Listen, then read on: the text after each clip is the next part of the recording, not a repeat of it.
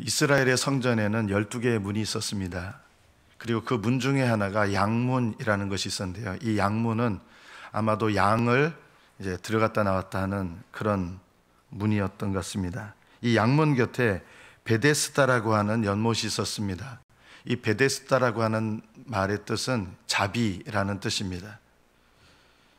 이 베데스다 연못은 아마도 간헐적으로 밑에서 이렇게 물이 솟아 올라오는 그런 곳이었던 것 같아요. 그래서 물이 올라오면 이제 이렇게 움직이겠죠. 성경 말씀에는 보면 천사가 와서 그 물을 휘저었다 그러는데 저는 이거는 좀 첨가된 말씀 같아요. 왜냐하면 이 성경 말씀은 꺽쇠로 이렇게 돼 있어요. 꺽쇠로 돼 있다는 건 뭐냐면 다른 고대 사본에는 이 구절이 없다는 거예요. 아마 이 당시 사람들의 생각을 이해를 돕기 위해서 여기다 넣었는데 뭐 이렇게 생각하셔도 뭐 틀림은 없지만 그러나 천사가 와서 이렇게 낫게 되었다. 이거는 꺽쇠로 이렇게 돼 있습니다. 이 베데스다 연못에 제일 먼저 물이 움직일 때 제일 먼저 들어가면 그 사람은 병이 낫는다. 이런 속설이 있어서 그 주변에 사람들이 엄청난 수의 이제 병자들이 물이 움직이기만을 기다리고 있었던 것입니다. 오늘 이 본문에 나오는 38년 된 병자는 다른 사람들도 병자긴 하지만 이 사람은 움직여서 자기 힘으로 움직여서 이 베데스다 연못에 들어갈 수가 없는 사람이었습니다. 이제 물이 움직일 때만을 바라면서 주변의 모든 병자들이 기다리고 있는데 이 베데스다 못가의 38년 된 병자는 자기 힘으로 들어갈 수가 없으니까 예수님께서 오시는 것을 이렇게 주목하게 됩니다. 아마 이 사람도 자기 힘으로 이 연못에 들어갈 수 있었다 그러면 아마 예수님을 주목하지 않았을 것입니다. 오늘 이 본문에서 우리가 조금 먼저 살펴볼 것이 있습니다. 이 양문 곁에 베데스다 못이라고 하는 것은 상징적인 의미가 있습니다. 양문은 어떻게 보면 예수님, 하나님의 어린 양이신 예수님을 상징하고 예수 그리스도로 말미암아 베데스다, 은혜가 있는 것이다. 양문 곁에 베데스다는 상징일 뿐이고 진짜 양문 곁에 베데스다는 예수님이시죠. 이 베데스다 못이 사람들을 낫게 하는 게 아니라 정말 우리 인생을 낫게 하시는 분은 예수님이시거든요. 어린 양으로 오신 예수님. 이 베데스다 못가에 물이 움직일 때만을 기다리는 이 사람들을 보면 어떻게 보면 안타까운, 예수님을 제대로 모르고 내 인생의 문제 해결이 예수님이시다라는 것을 깨닫지 못하고 다른 것들을 추구하는 그런 모습을, 이들의 모습을 통해서 살펴볼 수 있습니다. 이들의 모습이 우리 모습일 수 있습니다. 십자가에 달리신 예수님만이 우리에게 진정한 자비를 베푸실 수가 있습니다. 어느 날 예수께서 이 병자를 찾아오실 때 이렇게 말씀했어요. 네가 낫고자 하느냐. 아마 이 말씀 안에는 네가 구원받고자 하느냐 이런 영적인 의미도 담겨 있었을 것입니다. 그러나 아직 이 38년 된 병자는 구원이라는 것에 그렇게 관심이 없고 육체의 구원만 관심이 있는 거예요. 그래서 자기에게 말을 걸어오는 이분이 보니까 좀 자비하게 생기셨잖아요. 그래서 이분한테 좀 부탁을 하면 이분이 나를 이 연못에 넣어줄 수 있지 않을까, 이런 일말의 기대감을 가지고 예수님을 바라보았을 것입니다. 아마 이런 마음이었겠죠. 당신이 제발 나한테 자비를 베푸셔서 물이 움직일 때 나를 좀 던져주세요. 아마 이런 마음이었을 것 같습니다. 요한복음 5장 7절에 보면 주여 물이 움직일 때 나를 못에 넣어주는 사람이 없어 내가 가는 동안에 다른 사람이 먼저 내려갑니다. 그러니까 내가 병을 나을 기회가 없다는 것이죠. 이 사람은 아직도 예수님이 누구신지 전혀 몰랐습니다. 이 사람이 예수님께 믿음을 나타냈기 때문에 구원하신 게 아니에요. 오늘 이 말씀을 보면 우리의 구원에 대해서 무엇을 주님께서 말씀하시냐면 주님께서 우리를 찾아오셨기 때문에 내가 구원받는 거지, 내가 주님을 내가 믿어서 깨달아서 내가 주님을 붙잡았기 때문에 구원받는 것은 아니다라는 것입니다. 물론 주님을 붙잡는 믿음은 필요합니다. 저도 중학교 1학년 때 제가 제일 처음 출석했던 교회가 아무도 저를 교회로 인도하신 분은 없었어요. 그때는 제가 나갔다고 생각을 한 거예요. 저는 지금 또 숫자가 많지만 여의도 순복음교회 이제 제가 제 발로 걸어서 여의도 순복음교회 갔어요. 그리고 제가 난생 처음 설교 말씀을 들었던 분이 누구시냐면 조용기 목사님이에요. 전혀 믿음도 없는데 그때 느낌이 어떻게 이렇게 사람들이 많은지. 나중에 제일 많았을 때가 70만 명이었습니다. 그 교회가. 근데 제가 갔을 때 그때 교인 수가 30만 명이었어요. 예배를 구부 예배까지 드립니다. 예배를 드릴 때마다 본당이 벌써 예배 시작 전에 꽉 차고 30분 전에 안 가면 본당에도 못 들어갔어요. 30분 전에 본당이 꽉 찼고 은혜를 받으려고 사람들이. 그리고 복도에 앉고 또 모니터를 켜가지고 계단에도 앉고 목사님 얼굴도 못 봐요. 모니터만 보는데도 그 차가운 대리석 바닥에 앉아가지고 꽉 차는 거예요. 그 넓은 로비나 뭐 계단이나 다 꽉 찼어요. 저는 신기하더라고요. 도대체 뭐가 있는데 이렇게 수많은 사람들이 예배를 드릴까. 저도 예배를 드리러 왔지만 근데 그 본당 안에 꼭 장충체육관처럼 둥그런 본당이잖아요. 거기서 목사님 말씀을 전하는데 아멘 아멘 하는데 저는 좀 신기했어요. 그리고 아직 믿음은 전혀 없지만 그 본당 안에 뭔가가 이렇게 가득 차 있는 그런 느낌이 있었어요. 그리고 제가 그때 처음 예배 가서 신기한 것 중에 하나가 그 조용기 목사님 말투가 좀 신기하잖아요.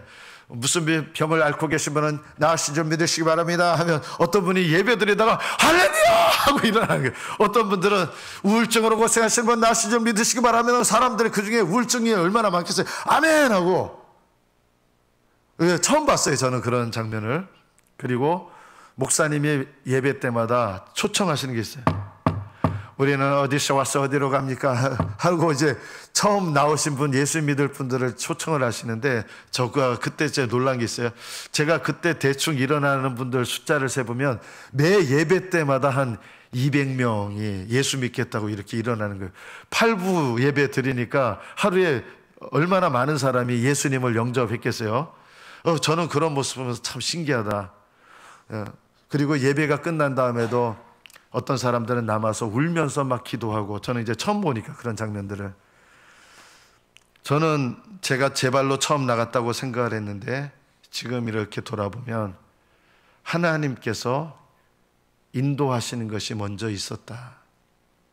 제가 1년 다녔다가 제가 걸어 다녀야 되니까 늘 집에서 그 교회까지 1시간을 걸어가야 돼요. 그게 매주 그렇게 했는데 그게 매주 하다 보니까 제가 별로 믿음도 없으니까 이제 1학년, 중학교 1학년 때는 그렇게 다니다가 중학교 2학년 때부터는 교회를 빠지기 시작하고 중학교 2학년 때는 안 나갔어요.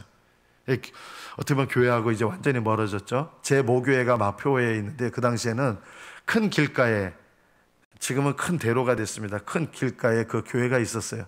저는 교회를 안 나갔는데 일요일마다, 그 당시에는 일요일이니까요. 일요일마다 이제 야구하러 갔는데 비가 갑자기 내린 거예요. 그래서 그 비를 피하러 저희 친구들하고 야, 비 피하러 가자. 어디로 갈까 하다가 거기 대로변에 그 교회가 있는데 야, 교회 가자. 교회 가서 비 피하자 했는데 이제 13명이 갔어요. 야구하러 가던 친구들 13명이 그 교회 가니까 아마 전도사님 놀랬을 것 같아요. 교회가 오늘 갑자기 부흥됐다고 생각하셨을 것 같고 얼마나 기뻤겠습니까? 13명의 중고등부 학생들이 왔으니까. 제가 목사니까 이제 그런 마음을 알겠더라고요.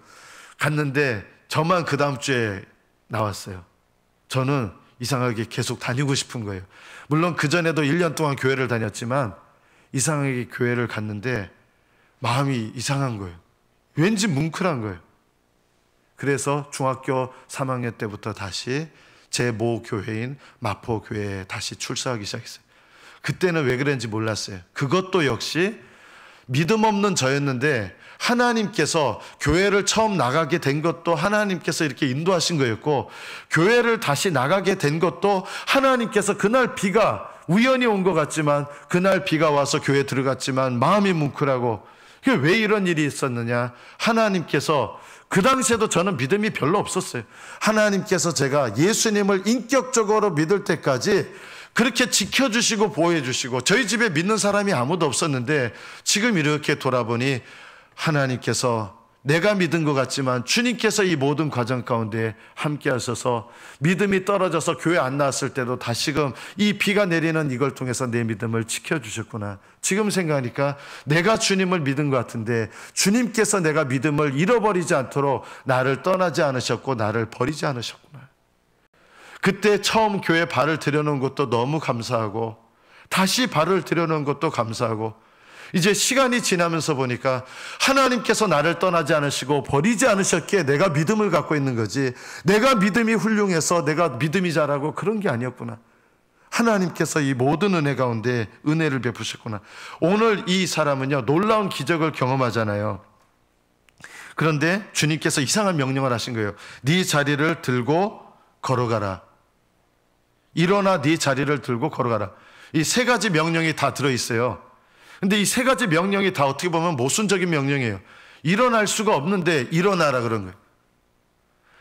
자리를, 침상을 들고, 침상이 뭐 에이스 침대 같은 게 아니고요. 이렇게 둘둘 말 수 있는, 좀 거적보다는 좋은 거겠죠. 둘둘 말아서 이렇게 돗자리처럼 가지고 갈 수 있는 건데, 이 사람도 이것도 못 가지고 와서 다른 사람한테 아마 펴달라고 했을 거예요. 일어날 수 없는 사람이었고 자리를 들 수 없는 사람이었고 무엇보다 걸어가라 하셨는데 걸어갈 수가 없는 사람이에요. 그런데 주님께서 은혜 베푸실 때 이런 은혜가 있어요. 주님께서 명령하실 때 뭔가 거역할 수 없는 그런 권위가 있어요. 주님께서 어떤 사람에게 하나님 말씀을 주시고 명령하시잖아요. 그러면 이게 모순되는 거예요. 일어날 수 없고 자리를 들 수 없고 걸어갈 수 없는데 주님께서 명령하실 때는 그 거역할 수 없는 어떤 영적인 권위와 능력이 있거든요. 이 사람이 자기가 그게 이해가 돼서 만약 했다 그러면 어떻게 하겠어요? 지금 놀립니까 지금? 내가 일어날 수 없는 사람인데 어떻게 나보고 일어나라 그럽니까? 아니 내가 어떻게 이거를 자리를 들고 걸어갈 수 있습니까? 지금 눈에 안 보입니까? 내 형편이 안 보이시냐고. 걸어갈 수 없는 사람인데 지금 나한테 무슨 말을 하는 겁니까? 이성적으로 따진다 그러면 이런 명령에 순종할 수가 없어요. 그런데 이 자리에 있던 수많은 병자들 중에서 왜 이 38년 된 병자만 예수님을 주목했을까요? 자기 힘으로 이 연못에 뛰어들 수도 없는 거예요. 믿음이 있어서 예수님을 본 거는 아니었어요. 그런데 이 사람이 예수님을 바라볼 수밖에 없는 이것도 주님께서 이 사람에게 조금씩 믿음을 주시는 과정이고 은혜인 거예요. 다른 병자들도 불쌍한 사람들이에요. 그러나 자기 힘을 의지하려고 하는 사람들은 뛰어들 가능성이 있잖아요. 이런 사람들은 예수님이 와도 안 보여요. 만약 네가 낫고자 하면 아마 이랬을 거예요. 네가 낫고자 하면 지금 빨리 물이 움직일 때 괜히 얘기하다가 놓치면 나만 손해고 가시라고 아마 이랬을 거예요. 그런데 이 38년 된 병자는 네가 낫고자 하냐 할 때 자기가 뛰어들 수 있는 힘이 전혀 없기 때문에 예수님을 주목한 거예요. 그리고 이 날이 어느 날인지 아십니까? 안식일입니다. 안식일이라고 하는 날은 의사들은 의료 행위를 할 수 없어요. 아니 오늘 안식일인데 무슨 병을 고치겠다고 합니까? 이렇게 할 수도 있어요. 또 안식일 날은 하면 안 되는 게 있어요. 침대를 옮기면 안 돼요. 이 병자의 침대는 지금 이 두루마리가 이 둘둘둘둘 많은 이게 침대잖아요. 이거 가지고 옮기면 안식일법을 위반하는 거예요. 그래서 사람들이 뭐라 그래요. 그런데 이렇게 일어나라, 네 자리를 들어라, 걸어가라, 안식일에 이런 일을 하는 거 여러 가지 이런 제약이 있었는데 이 사람은요 예수님 명령을 들었을 때 이성적으로 했으면 순종을 안 했을 거예요. 그런데 예수님 명령할 때 저절로 자연스럽게 예수님 명령에 순종하게 된 거예요. 우리 교회 성도들께서도 연습하셔야 될 게 있어요. 하나님께서 여러분에게 말씀하실 때 이게 머리로 이해가 되고 안 되고 이거보다 더 중요한 게 있어요. 주님 말씀을 있는 그대로 믿음으로 아멘하셔야 돼요. 저는 대학교 때 생물학을 전공했잖아요. 성경 읽을 때 창세기 1장 1절부터 부딪히는 거예요. 태초에 하나님이 천지를 창조하시니라. 저는 이게 창세기 1장 1절부터 막혔어요. 대학생 때 공부하면서 저는 진화론도 공부하는 학생이니까 지금은요 저는 있는 그대로 믿어요. 말씀을요. 물론 말씀 때문에만 믿는 게 아니라 저는 원래 생물학과 학생도 진화론 공부 안 하거든요. 저는 이 진화론 때문에 엄청난 진화론에 관한 책들을 엄청나게 섭렵을 했습니다. 심지어 그걸 뛰어넘어서 지질학과 책도 섭렵을 하고, 지금은 결론 내린 게 있어요. 저는 이제 신앙을 떠나서도 돌연변이에서 새로운 종이 만들어진다? 저는 불가능합니다. 그런 일 일어나지도 않았고 불가능하고, 생물학적으로도 불가능하고 생화학적으로 불가능해요. 일어날 수 없어요. 일어나지도 않았고. 제가 나중에 전도사, 교육전도사 때 우리 교단에 진화론과 창조론 이것 가르칠 때 제가 강사로 활동한 적도 있습니다. 진화는 일어납니다. 일어나는데 종을 뛰어넘는 이런 진화는 일어날 수가 없어요. 일어나지도 않았어요. 자, 그걸 떠나서 이제는 저는 하나님 말씀이 있는 그대로 믿어요. 이제는 하나님 말씀하신 거 있는 그대로 믿고 믿음으로 아멘해요. 우리가 하나님께서 우리에게 주신 이 말씀을 있는 그대로 믿을 때 믿음의 역사가 일어나는 거예요. 여러분이 설교 말씀을 들을 때, 어떤 분은 설교 말씀 들을 때 겉으로 안 그러시죠. 속의 모습이 이래요. 목사님이 무슨 말씀 하시나 보자. 이런 분들은 아멘할 수가 없어요.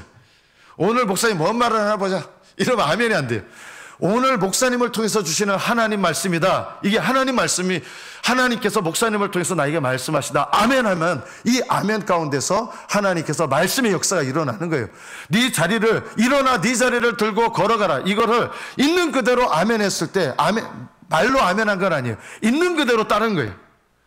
여러분 마태복음 12장에 보면 한쪽 손 마른 사람이 있었어요. 손이 말랐다는 건 뭐냐면 이쪽 손은 이제 자유로운데 이쪽 손이 말라가지고 이게 마비가 된 사람이에요. 꼼짝 못해요. 근데 주님께서는 항상 병을 고치실 때 이 사람이 이성적으로 이게 안 되는 거를 명령하실 때가 많아요. 이 한쪽 손 마른 사람한테 오셔서 뭐라고 명령하십니까? 손을 내밀라. 이게 말이 되느냐? 지금 나 사람 갖고 놀립니까 지금? 아니 내 손이 말라가지고 못 움직이는 사람한테 손을 내밀라고 해서 사람 놀리는 겁니까? 이렇게 하지 않았어요. 손을 내밀라 하셨는데 그가 내밀었어요. 이게 믿어져서 이해가 돼서 내민 게 아니라 말씀대로 그냥 순종한 거예요. 아멘으로 순종하는 거예요. 손을 내밀라니까 원래 못 내미는 손이었는데 내밀라면서 내밀어진 거예요. 순종하면서. 저절로 내밀어지는 건 아니에요. 네 자리를, 일어나 네 자리를 들고 걸어가라. 저절로 로봇처럼 되는 게 아니에요. 믿음은요, 주님 말씀에 아멘할 때 하나님의 역사가 일어나는 거지, 주님께서 택하셨으면 저절로 그렇게 되겠죠. 이러면 아무 일도 안 일어나요. 내 손을 내밀라. 일단 내밀어지게 해보세요. 그 다음에 내밀게요. 이렇게 되는 게 아니라 주님 명령대로 아멘으로 순종하면 내 손을 내밀라. 내밀어지는 거예요. 저절로 내밀어진 건 아니에요. 이 사람이요, 말씀대로 내밀려고 하니까 내밀어지는 거예요. 이게 믿음이에요. 아멘의 믿음이에요. 우리에게도 하나님께서 이런 믿음을 원하시는 거예요. 요한복음 4장에 보면 예수님께서 물로 포도주를 만드신 기적을 일으켰던 가나의 한 왕의 신하의 모습이 나옵니다. 왕의 신하가 아들이 있었는데 이 아들이 죽을 병에 걸린 거예요. 그게 아니었으면 왕의 신하쯤 되는 사람이 이 갈릴리 출신인 예수님한테 나올 이유가 없었을 거예요. 그런데 아들이 죽을 병에 걸리니까 왕의 신하인데도 이분이 돌아다니면서 병 고친다는 능력을 소문이 있었잖아요. 평상시 같았으면 예수님한테 찾아올 사람이 아니에요. 그런데 아들이 죽을 병에 걸리니까 예수님한테 나오는 거예요. 때로는 여러분의 삶 속에서 망하는 일이 여러분을 구원하게 하시는 하나님의 과정이에요. 망하는 게. 자식 때문에 자식을 내 힘으로 해가지고 이렇게 한다 그러면 예수님께 안 나와요. 그런데 자식 문제 때문에 도저히 내 방법이 안 되시는 분들은 하나님께 매달리게 돼요. 하는 일이 잘 되시는 분은요, 예수님 안 찾는데, 내가 하는 일이 망해가지고 예수님 찾는 분이 있어요. 내가 건강하면 예수님을 안 찾는데 내가 육신에 병이 들어가지고 예수님을 찾는 사람들이 있는 거예요. 이게 망하는 사건 같은데 이 망하는 사건을 통해서 나로 하여금 예수님께 나올 수밖에 없게 하는 거예요. 이게 은혜예요. 주님께서 여러분에게 믿음을 주시는 방법 중에 하나가 뭐냐? 내 인생 가운데 망하게 하는 사건을 허락하셔서 그 망한 사건이 없었으면 너무 자신만만해서 예수님을 안 찾을 인생인데, 망하게 하는 사건을 나한테 허락하셔서 하나님께서 나에게 예수 그리스도를 믿도록 하시는 거예요. 제가 얼마 전에 어느 분 보니까 직장 사업이 망하셔서, 이 자리에 사업이 망하셔서 예수님께로 나오시는 분이 있고, 아프셔서 예수님께 나오시는 분이 있고, 각자마다 모습이 다른데 내 힘으로 안 되는 것을 경험할 때 비로소 한계를 느껴야 예수님께 나오는 거예요. 이 신하가 예수님을 찾아올 수밖에 없었어요. 주여, 내 아이가 죽기 전에 내려오소서. 얼마나 절박했겠어요. 그런데 예수님께서 가라, 네 아들이 살아있다. 이게 이성적으로 보면, 아니 직접 예수님 모시고 가가지고 거기 자기 아들한테 안수해가지고 그리고 살아나면 이거는 믿겠는데, 이분이 왕의 신하가 가라, 네 아들이 살아있다. 이게 지금 집에서 여기까지 오는데 아마 굉장히 오랜 시간이 걸렸거든요. 그걸 믿고 어떻게 가겠어요? 그런데 가라, 네 아들이 살아있다, 이 말씀을 하신 거예요. 그래서 그 말씀을 믿고 갔어요. 믿고 갈 때 의심은 안 들었을까요? 저는 그렇지 않을 거라고 생각해요. 이거 내가 괜히 속는 거 아니야 이거? 이런 의심도 분명히 들었을 거예요. 정말 내 아들이 살아났을까? 그 선생님이 말하는 거를 믿고 가지만 정말 내 아들이 살아날까? 만약에 내 아들이 죽어 있다 그러면 내가 이거 그냥 안 둔다, 아마 이런 생각도 혹시 있었을 몰라요. 그래도 손해볼 거 없다. 가라, 네 아들이 살아있다 말씀하시는데 그 말씀 믿고 가는 거예요. 가는 동안에 의심도 들을 거예요. 그런데 뭐가 있느냐? 주님께서 보시는 건요, 그 말씀을 믿고 가더니 그랬어요. 간 걸 보신 거예요. 간 거. 의심이 없는 건 아니었어요. 의심이 있었을 거예요. 그런데도 말씀을 믿고 가는 거예요. 하나님은 뭘 보시느냐? 의심이 있음에도 불구하고 믿고 가는 그 가는 거를 보시는 거예요. 그럴 때 믿음의 역사가 일어나는 거예요. 저희 아버지가 군인 출신이어서 20년 기도했는데 안 믿으셨거든요. 저는 기도하면서 솔직히 저희 아버지 안 믿을 것 같았어요. 우리 아버지는 안 믿을 것 같다. 기도하면서도 안 믿어지는 거예요. 저희 아버지가 군인 출신에서 강직하실 뿐만 아니라 아주 자기 의가 가득하셔가지고 의롭게 살아왔다 해가지고 나는 남들보다 아주 의롭게 살아왔다, 이 자부심이 많으셔가지고, 이렇게 자부심이 많은 아버지가 예수님을 찾을 리가 없다. 어느 날 교통사고 나셔서 제가 한번 말씀드렸죠. 병원에 입원하셨어요. 저희 마음속에 2번 하나님께서 네 아버지를 위해서 기도하라, 이 말씀을 주셨는데, 사실 제가 그 말씀이 믿어져서 저희 아버지를 위해서 기도한 게 아니라 어떤 마음이 있었냐면, 이거 이러다가 하나님께서 분명히 내 마음 가운데 2번이나 분명히 말씀하셨는데 이거를 순종 안 했다가는 하나님 앞에 혼나겠다는 두려움 때문에 이거는 순종해야 되겠다. 그래서 저희 아버지한테 가가지고 그 마음 때문에 한 거예요. 제가 믿어져서 한 거 아니었어요. 그리고 아버지께 아버지, 제가 아버지를 위해서 기도해드리고 싶습니다. 아버지도 놀라셨죠. 그래라 했는데, 한쪽은 아버지 손잡고 한쪽은 우리 아버지 머리에 손 얹고 눈을 질끈 감고 이분 기도를 해요. 우리 아버지 불쌍히 해주시고 이분 기도를 하는데 마음속에서는 계속 이 생각이에요. 우리 아버지가 내가 눈을 뜨면 이거 미친놈이 됐구나, 드디어 이놈이 교회 오래 다니더니 드디어 미친놈 됐구나, 이렇게 비웃으며 쳐다보실 줄 알고 기도하면서 눈을 못 뜨겠는 거예요. 눈 떴다가는 이거 망신스럽겠다. 우리 아버지가 나를 이렇게 아이고 이러고 보고 계실 텐데 그 마음이 가득했던 거예요. 그래도 그거보다는 하나님한테 이게 내가 순종을 안 하면 하나님한테 혼나겠다, 이 마음 때문에 아버지를 놓고 간절하게 기도하고, 왜 간절하게 기도했냐면 아버지가 저를 눈 뜨고 나면, 기도 끝나고 나면 비웃을까 봐 간절히 기도했는데, 하나님께서 저의 마음속에 그 부담스러워하는 마음도 이미 다 알고 계세요. 제가 아버지를 믿음으로 기도한 것도 아니었어요. 근데 뭘 보셨느냐? 하나님께 순종하는 그 행위를 보신 거예요. 저는 이 기도를 하면 우리 아버지가 뭐 예수 믿고 그런 생각 전혀 없었어요. 아예 없었어요. 믿음으로 우리 아버지가 예수 믿게 된 그런 마음도 없었어요. 그런데 하나님께서 하라고 하신 일에 그냥 이것만은 했을 뿐이에요. 믿음은 없었어요. 그런데 저희 아버지가 눈물 흘리고 계셨고, 그날 이후로 2주 후에 제가 갔던 순복음 교회 조영규 목사님 그때도 계셨어요. 우리는 어디서부터 왔어? 어디로 가며? 우리 아버지가 기부스 하시고 사시 상태로 자리에서 일어나셔서 예수님을 영접하신 거예요.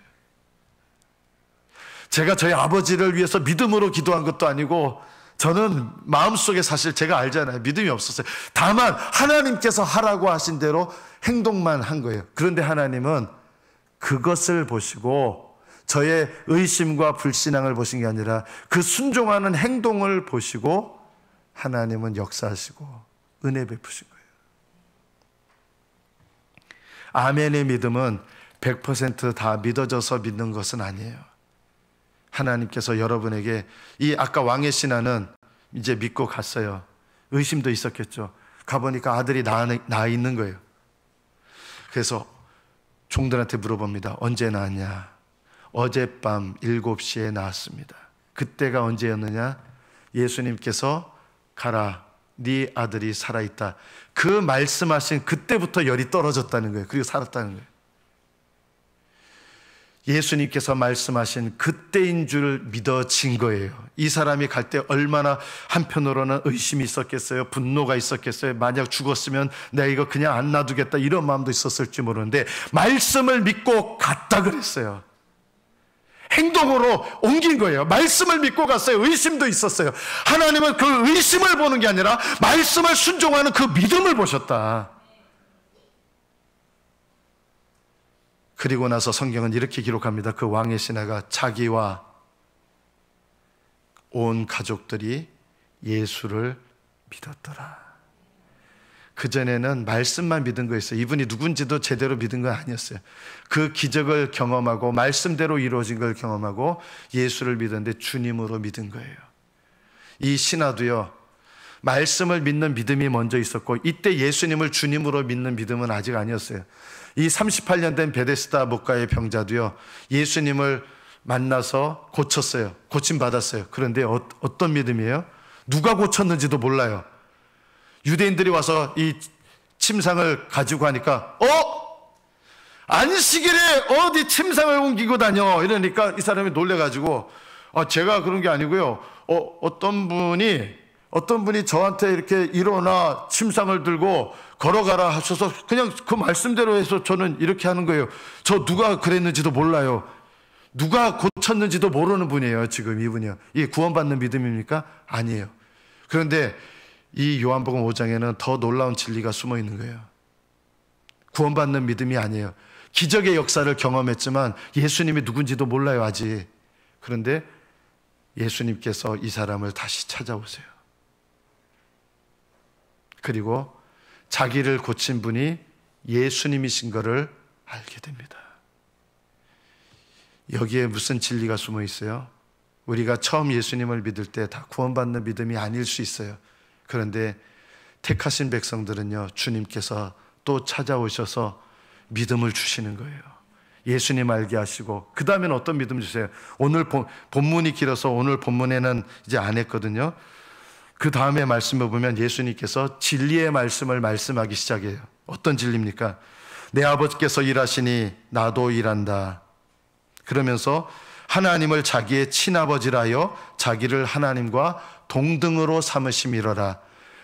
이 베데스다 목가의 병자에게 예수님이 자신이 누군지, 이분이 고쳐주거나 그 믿음은 있었는데, 그 다음에는 이제 진리의 말씀이 계속 뒤따라오면서 하나님을 아버지, 친아버지라면서 하나님의 아들이신 것을 이 말씀을 통해서 나타냅니다. 물론 이분은 이게 정확히 무엇인지 몰랐을 거예요. 예수님께서 이 땅에 오셨을 때 그분이 누구신지 알아본 사람들은 거의 없었습니다. 이제 조금 있으면 성탄절인데, 이 세상에 가장 귀한 선물 중에 선물은 예수님이시잖아요. 예수님께서 이 땅에 오셨는데 그분이 누군지 알아보는 사람은 없었어요. 저는 교회 다닐 때 성탄절이 늘 기대가 됐어요. 성탄절 날에 크리스마스 이브 때 선물 교환하거든요. 그 당시 이제 선물 1인당 3,000원 이상씩 해가지고. 근데 저희 교회는 남자가 여자의 2배 정도 됐어요. 희한한 교회였어요. 보통 여자가 많은데 저희 교회는 남자가 여자들보다 2배가 돼서 중고등부 애들 이제 밤새서 놀다가 맨 마지막 하이라이트가 이 선물 교환이에요. 그런데 저는 여자하고 선물 교환한 적이 없어요.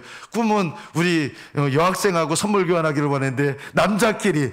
저도 이제 이름을 불러서 이렇게 쪽지를 가지고 두 명 나오는데 저도 실망이고 그 남자도 실망이고.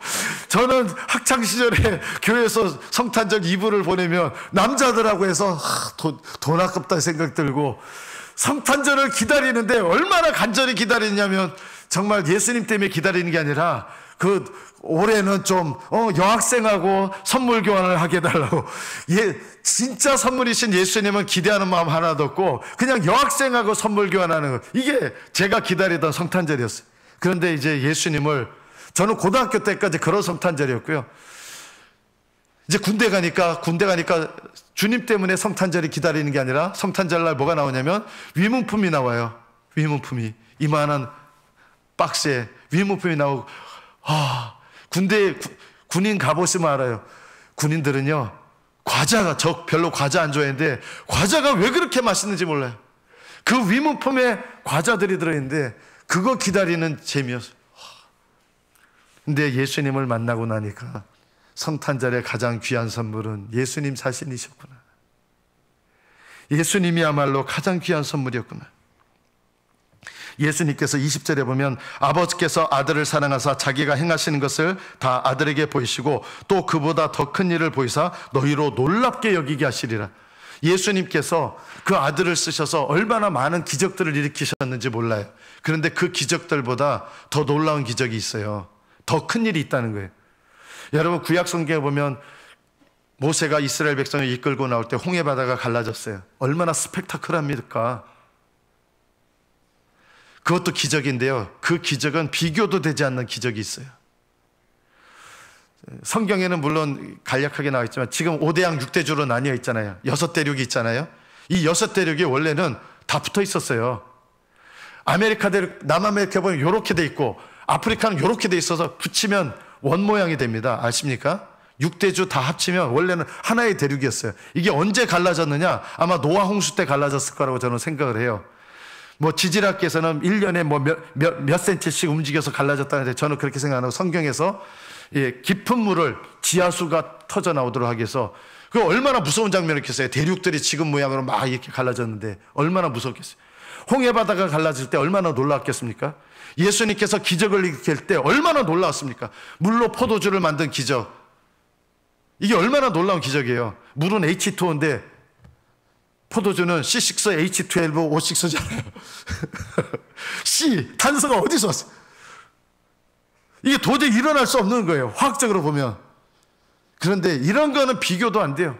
죽은 사람 일으키시고 이것도 비교도 안 되는 놀라운 기적이 있어요. 어떤 기적입니까? 우리의 죄를 담당하시고 십자가에서 죽으신 기적, 그리고 우리를 위하여 부활하신 기적. 이것이 성경의 어떤 기적들보다도 위대한 기적이에요. 왜요? 다른 기적들은 말씀으로만 하면 일어나는 기적이에요. 말씀으로, 전능하신 하나님이시잖아요.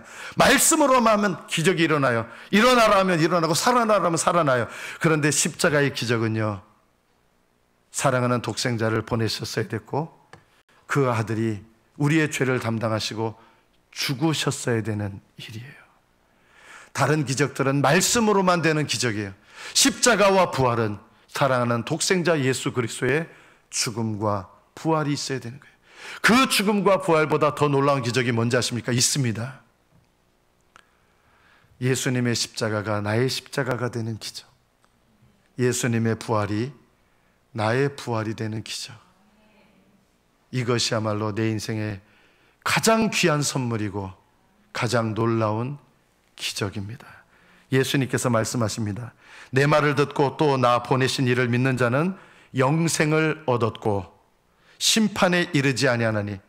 예수님 믿는 사람은요, 저도 나중에 심판 때는 가겠지만 심판 때에서 정죄받을 죄는 예수님 영접할 때 이미 다 용서하셨어요. 그리스도 안에 있는 자들은 정죄받지 않습니다. 심판 때에 가도 정죄받지 않아요. 모든 죄를 다 용서하셨어요. 날마다 짓는 죄는 어떻게 합니까? 날마다 짓는 죄는요, 날마다 짓는 죄도 많아요.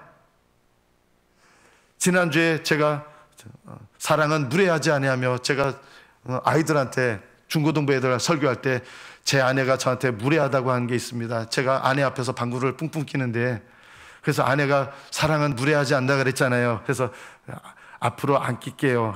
아이들한테 설교를 했어요. 제 아내도 그 자리에 있었는데, 설교를 하고 집에 가서 이제 밥 먹다가 또 습관이 돼가지고 안에 있는 데서 또 뿡 꼈어요. 그래서 아내가 뭐라 하냐면, 괜찮아요, 안심하고 끼세요. 저는 그렇게 설교 때 해놓고도 얼마 안 돼가지고 또 어기는 그런 사람이거든요. 그런데 날마다 범하는 이 죄도 어떻게 하는지 아세요? 예수님의 이름으로 고백할 때 주님은 우리의 죄를 용서하시고, 고백하기 시작하면서부터 우리와 다시 회복시키시고, 고백하면서 더 은혜를 깊게 하시는 거예요. 예수님의 보혈로 내 모든 정죄받을 죄도 다 용서하셨을 뿐만 아니라 날마다 범하는 죄도 예수님의 이름으로 고백하면 주님께서는 우리 죄를 사하시고 하나님과 친밀한 관계를 맺어주시는 거예요. 이게 얼마나 놀라운 선물입니까? 예수님의 십자가의 보혈이 얼마나 놀라운 선물입니까? 이미 이 예수님 믿을 때도 이 선물을 이미 받았고, 날마다 이 선물의 은혜를 힘입어 죄사함을 받고 하나님과 친밀한 관계를 맺는 것, 이게 얼마나 놀라운 선물입니까? 마태복음 10장 42절에서 주님께서 말씀하십니다. 또 누구든지 제자의 이름으로 이 작은 자 중 하나에게 냉수 한 그릇이라도 주는 자는 내가 진실로 너에게 이르노니 그 사람이 결단코 상을 잃지 아니하리라. 나를 위해서 냉수 한 그릇 준다? 나는 그거 잊어버리지 않는다. 제자의 이름으로 예수님을 위해서, 주님을 위해서 한 작은 일들 하나도요, 주님 다 기억하고 계시다. 하늘나라에서 상 주실 겁니다. 오늘 예배 마치고 여러분 돌아가시면 1층에 내년도 우리 교회 청소를 위한 헌신란이 있을 거예요. 거기에 여러분 할 수 있는 거 이름 적으셔서, 사람들한테 영광 받으려고 하지 않겠죠. 이제 하도 설교를 많이 했으니까 그거 해보십시오. 하늘나라 가보면 하나님께서 다 주의 이름을 위해서 섬기고 수고하는 거 기억하고 계신 것을 비로소 알게 되고 상을 받게 되는 것도 보게 하실 것입니다. 이것보다 더 귀한 것이 있습니다. 믿음은 아멘으로 받아들이는 것인데요, 내 삶에 찾아오신 예수님을 아멘으로 영접하는 것이고, 또 날마다 여러분 영으로 찾아오십니다. 목사님의 설교를 통해서 여러분 찾아오시고, 기록된 말씀을 통해서 여러분이 말씀을 믿음으로 읽을 때 성령께서 또 예수님의 영으로 여러분 말씀 읽을 때 찾아오십니다. 예수님은 여러분의 삶 속에 찾아오셔서 여러분을 떠나지 않으시고 버리지 않으시고, 여러분의 삶에 찾아오셔서 날마다 이런 모든 일들을 통해서 여러분에게 믿음을 더하십니다. 내 믿음이 좋아서 스스로의 노력으로 믿음이 세워지는 게 아니라, 우리를 택하신 주님께서 우리의 연약함과 실수와 자주 넘어짐에도 불구하고 우리를 찾아오셔서 믿음을 새롭게 하시고 주님을 알게 하시고, 더 깊은 은혜로 들어가려면 예수님을 인격적으로 만나고 예수님을 인격적으로 사귀고, 이 믿음 가운데서 예수님과 동행하는 삶을 사는 것이 내 인생 가운데 가장 중요한 믿음의 삶으로 들어가는 비결입니다. 주님께서는 여러분의 삶에 인격적으로 찾아가시기를 원하시고, 여러분의 삶 속에서 주님과 동행하는 그런 믿음의 인생이 되기를 바라십니다. 내가 지금 이 믿음으로 내가 천국 갈 수 있을까, 이 생각을 하기보다 주님께서 여러분의 마음을 보시고 아신다면 이 38년 된 병자를 다시 찾아오신 것처럼 여러분도 버리지 않으시고 떠나지 않으시고 계속 찾아오셔서 여러분의 마음 가운데 믿음을 더하실 겁니다. 그러나 여러분이 하셔야 될 일이 있어요. 아멘의 믿음이 필요합니다. 내가 주님께 응답하는 믿음이 필요합니다. 말씀을 사모하는 믿음이 필요합니다. 저절로 말씀이 들어오는 게 아니라 말씀 사모하시고 읽으셔야 되고요, 기도하시기를 힘쓰시고 사모하셔야 되고, 기도할 때 주님께서 인격적으로 만나는 일들이 많이 일어나는 거예요. 여러분의 아멘의 믿음이 기도하셔야 되고요, 아멘의 믿음은 말씀 읽으셔야 되고, 아멘의 믿음은 봉사하셔야 됩니다. 봉사하실 때 믿음이 또한 자라게 됩니다. 이 아멘의 믿음으로 날마다 여러분의 믿음이 자라셔서 주님께서 여러분의 믿음을 더욱더 귀한 믿음으로, 천국 들어가는 믿음으로, 그리고 합당한 믿음으로, 하나님을 기피하는 믿음으로 날마다 자라게 하시는 복된 믿음 되시기를 축복합니다. 기도하겠습니다. 하나님 아버지, 우리의 믿음의 연약함을 늘 기억하며 우리를 찾아오셔서 믿음을 더하시는 주님을 깨닫게 하옵소서.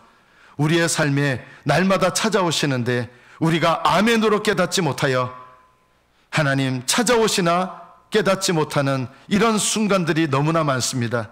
하나님, 우리의 삶의 곤경 속에서도 찾아오시고 말씀 가운데도 찾아오시고 말씀을 묵상하며 기도하는 가운데서 찾아오셔서 인격적으로 우리의 믿음을 세우시고 우리의 믿음을 날마다 자라게 하시는 이 하나님의 은혜를 아멘으로 붙잡게 하셔서 날마다 우리의 믿음이 그리스도 예수 안에서 자라가게 하옵소서. 예수님의 이름으로 기도합니다. 아멘.